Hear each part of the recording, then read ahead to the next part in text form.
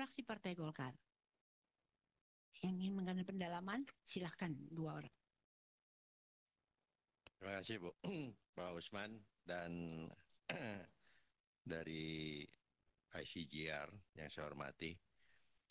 Saya menikmati betul paparan dua bahan ini, masukan ini untuk perubahan Undang-Undang LPSK.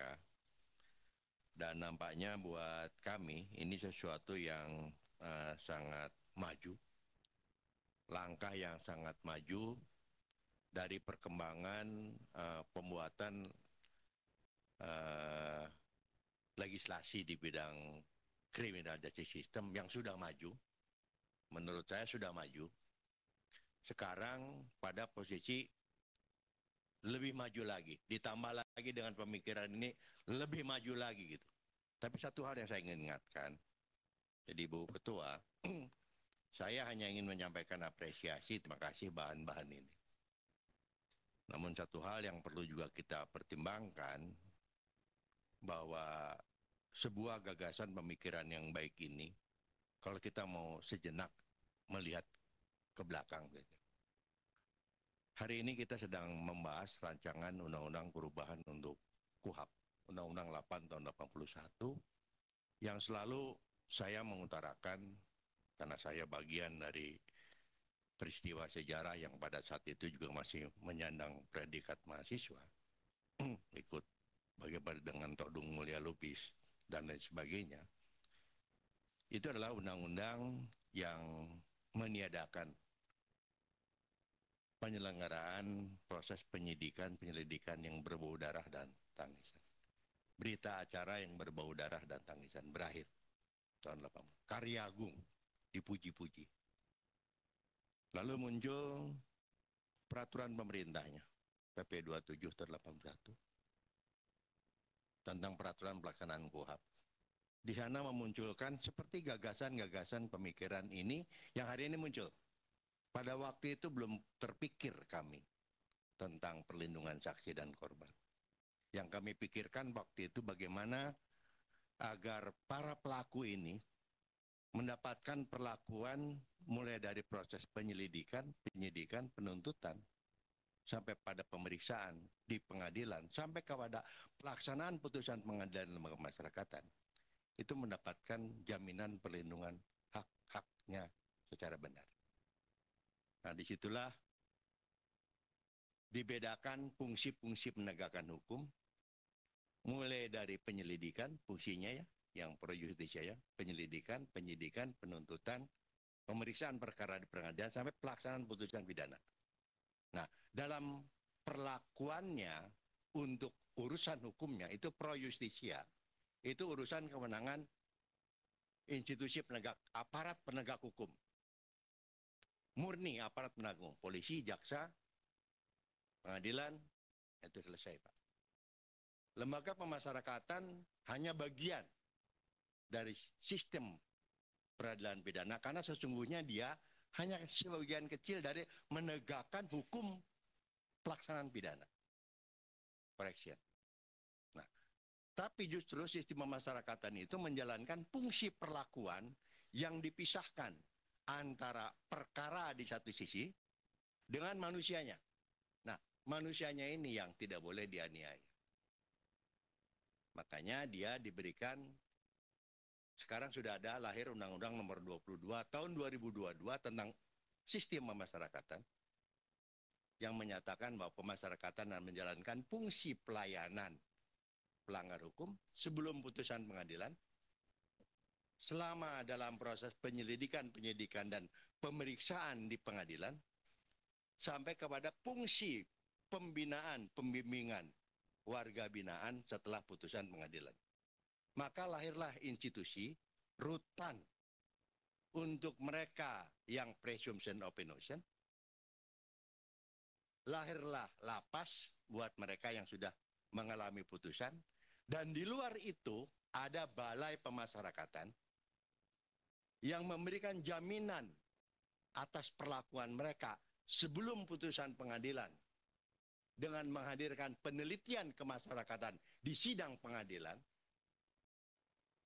dan memberikan penelitian ke masyarakat ketika dia akan diberikan pembimbingan di luar lembaga pemasyarakatan, dan dia juga menjalankan bimbingan kemasyarakatan yang putusannya berada di luar lembaga pemasyarakatan. Di luar itu, Pak Usman dan CGR, bagaimana dengan barang-barang bukti, barang-barang sitaannya? Maka dijamin karena orangnya ditahan di pemerintah, LP, rutan, perkaranya ditangani oleh penegak hukum.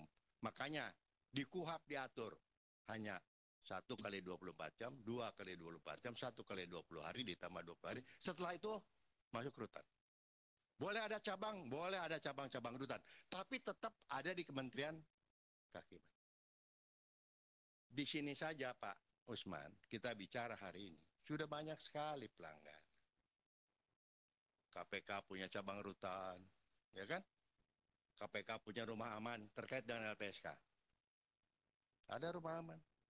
Saya ketua pansus angket KPK. Saya datang. Saya yang membuat undang-undang KPK. Saya juga yang ketua pansus angket KPK. Saya juga yang selalu dituding-tuding KTP elektronik. Tapi saya hadapi semua. Nah, di luar itu Pak Usman. Sekarang ya di persoalan lagi.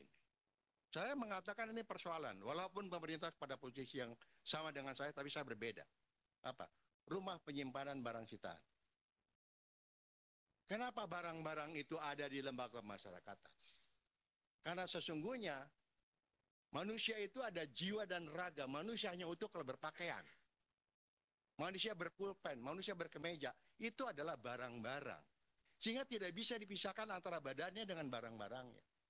Disitulah filosofinya. Barang-barang rampasan, barang bukti juga ditangani oleh institusi yang sama. Supaya mana yang jadi perkara, mana yang tidak jadi perkara, itu bisa kalau semuanya ditangani oleh institusi yang sama, maka yang akan terjadi adalah taubahnya seperti berita acara yang berbau darah dan. Nah, ini hanya sekilas saja Pak Usman, Ibu, Bu Ketua, saya tidak ada pertanyaan, saya ingin menyampaikan terima kasih saja. Bahan ini sangat bagus dan kita dorong. Kita dukung untuk bisa masuk di rancangan undang-undang KUHP yang akan datang. Tapi satu hal yang juga harus kita ingat, kita kadang-kadang hanya bisa mengatakan Indonesia negara maju, itu hanya maju sistemnya saja, Pak. Undang-undangnya udah jauh, tapi pelaksanaannya, ini yang saya mohon juga Pak Usman, orang yang saya kenal lama. Dari reformasi saya sudah kenal Anda di Trisakti. Jadi tadi mohon hal-hal yang sudah kita kerjakan di masa lalu pun itu tetap menjadi perhatian kita. Jangan kita melangkah ke depan, sementara yang di belakangnya aja nggak beres. Ya, terkait dengan rumah tahanan, lembaga pemasyarakatan, rumah penyimpanan barang sitaan, belum lagi Bapas, Pak. Itu perintah undang-undang. Apakah balai pemasyarakatan ada di seluruh Indonesia? Kadang nggak diurus, Pak. Rukbasan apakah dibentuk? Itu perintah undang-undang. Perintah undang-undang. Tiap kabupaten harus ada balai pemasyarakatan. Yang terakhir, Bu Ketua, saya harus ungkapkan ini semua karena saya juga tidak ingin menjadi orang yang terlibat membuat undang-undang, hadir dalam undang-undang, tapi faktanya saya mengalami yang sama. Seperti ORI, hari ini seperti apa? Komnas HAM, seperti apa? LPSK, seperti apa? Komisi Yudisial, seperti apa? Tidak ada satupun undang-undang yang saya sebut, tidak ada nama saya. Ada nama saya di situ. Saya tidak ingin menjadi bagian yang merasa berdosa, membuat undang-undang ini tapi tidak jalan. Assalamualaikum warahmatullahi wabarakatuh. Waalaikumsalam. Selanjutnya, fraksi Partai PKS. Ini kita ke bawah lagi.